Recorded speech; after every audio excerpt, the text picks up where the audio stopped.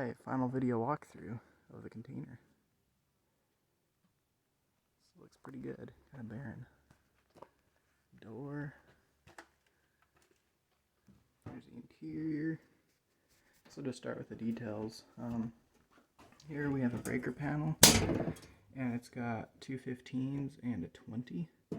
One of the 15s is these outlets around the sides. They're wired with 14 gauge wire for a 15 amp circuit. They have CGFI breakers on them. One there, so there are two. Basically, one wire runs down this side to half of that plug, and then the other wire runs up and over, and then it runs down this side here to the other half of that plug. So two 15 amp lines, but they're each running off of the single breaker. So like in theory they could have just continued on instead of running around the edge.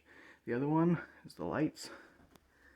And the 20 amp breaker here is wired with 12 gauge wire, 20 amps, and it runs to this. You see how it's got the 20 amp outlet there for the oven, so that, because the oven's I think 1500 watts, which is pretty near the limit of a 15 amp breaker. It also runs same 20 amp circuit to right outside the door here, so it's a 20 amp. Here's the stove made out of 2 propane cans with love. Throw the door there. It has to, if it's off center, it won't close tight. See, like that, so it has to be on center. Get the air adjuster, stovepipe. This part here never gets creosote and soot and junk in it, but I think it slows and cools a lot going through this, and so this here, it will get creosote built up on the outside, and then when it cools, it'll crackle off and fall down and land here in the elbow. So then what you'll do is you'll slide this piece that direction until this piece here can slide down a little bit, and then you tap the back of this like hard with something, and it'll bounce a big pile of creosote out. So whenever it stops drawing well, you do that, and then it's good again, and you just catch it in a box or whatever and dispose of it. Drying racks here, made them out of rebar and some expanded metal I found in the floodplain. It's a rag we use for whatever. Fan, nice for blowing air around. Ant bait, I'm leaving ant bait. Basically, do not leave any bread or fruit or food of any type accessible. If it is accessible, ants will appear and eat it. I'm leaving it with more ant bait just in case. Sink, we have cold running water here, and soap and stuff. I figure I might as well leave that. Drain rack, I'm gonna leave that too. Under here, we have our drain pipes, obviously, and then we have these 2 pipes going through the wall there. So this one here, the lower one, is hooked up for cold water, and the upper one I put so that you could put a heater on the outside and run hot water. At the moment, he's not connected, and I just have the end covered so that it doesn't spit water back out of it. So all it has is cold water, but it could be expanded to hot water. Mouse trap. Was a mouse once. See this hole here? The mice can come through that hole because this pipe runs horizontally along the wall over here to the corner, and then out, and then down. And so mice can run up there, get in by that pipe, and then go over to that hole. And that's the only way I know of that they can get in here. Some enterprising person in the future might patch that with tin or something. I never bothered because there's only ever one mouse. The plug-in is back in the corner there. It's a 12 gauge plug-in, so it matches the max current rating of the rest of the interior here, max current rating of any breakers, so it should be good. Here we have shelves. They're very nice. This oven, by the way, belongs to the Novaks. It was originally in the lower barn on the top shelf of the stove, or not of the stove, it was on the top shelf above the battery bank. So that's that. Here is a fire alarm, which is it's got a plug-in, so you can plug it into the outlet, so it's wired in right there, but it also has a battery, so if the power goes out, It'll run off the battery, and it's a combination smoke and carbon monoxide detector. I figured it was a good idea having that stove to have a decent one. I'll plug it back in here and then just leave it plugged in, but it will beep at you because the battery is dead. It went dead over the summer when everything was unplugged and there was no power. I believe carbon monoxide detectors take a lot more power than carbon or smoke detectors. So you'll need to replace the battery. You hear it beeping now.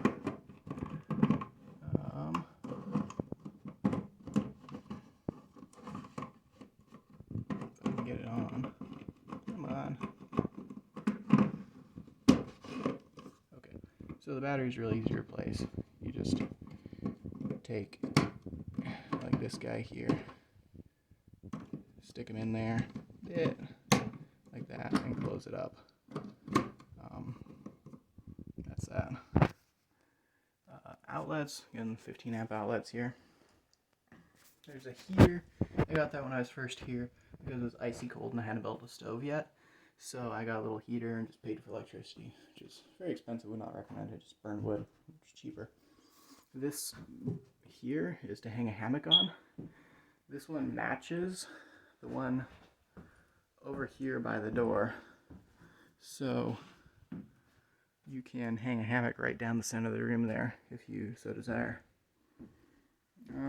These guys here, again, 15 amp. I had originally a couple monitor mounts there, and a table, and plugins for all of the monitors and accessories, etc. These jugs here are clean water. I just use them so that if California decided to turn off the water, I would have water. Do with them as you will. I've got some paper trash here that can get burnt in the fireplace. It's nice for starting it. And there's also diesel fuel there that you can use for starting the fire. Big broom, sweep the place out.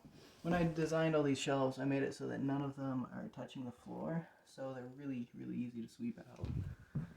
Pair of sandals. I'm very glad I did not forget these. Chairs, other chair. Screen door. So the screen door here hooks right here like that, and then he will close and that'll hold it shut. But when you're just using the main door, it's a pain to have to open two doors. So you just unhook him and let him hang. These lights here are 15 watt, I believe 600 lumen each. So a total of 60 watts of lighting. And they're controlled by this switch here. There's actually a dimmable switch, so we can dim them down or up, turn them on and off. So with this little dimmer slider right here. So that's the theory there. This, I had a router mounted on the wall there. Extra plugs for that. I wouldn't recommend any hydro applications, but a router is fine. This antenna here, well, it's just a wire, but I used it for a shortwave. No, not shortwave. I guess it is shortwave. Antenna that picked up like 27 megahertz or somewhere in there, I think. But you can pick up anything. It's just a wire. That's pretty much it. These walls here, it's just 3/8 plywood covering 2x2 studs because they're non-structural, doesn't matter. And then behind that is a good thick layer of fiberglass and aluminum R19 insulation, I believe. I got off Craigslist for free. Came out of a shop originally. So, yeah, that's pretty much that. The outlets are happy. I don't see anything behind the piano except for cobwebs. Life's good. There's a mattress up there. You can sleep up there. It's clean. It's very old, but it's clean. Yeah, it's been a time. Take good care of this. I'm kind of going to miss it. Guess I'll have to build myself a better one.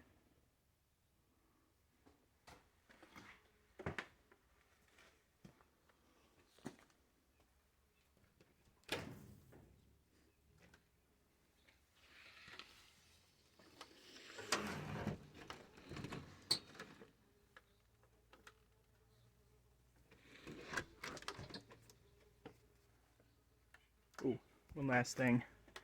On this little bar right up here, right. Oh, there isn't. There used to be a key there that would lock this door. It must have fallen off. Somewhere in this area. You'll find it.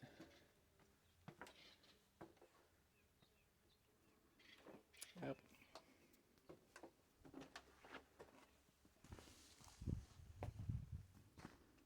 And off I go to the next adventure.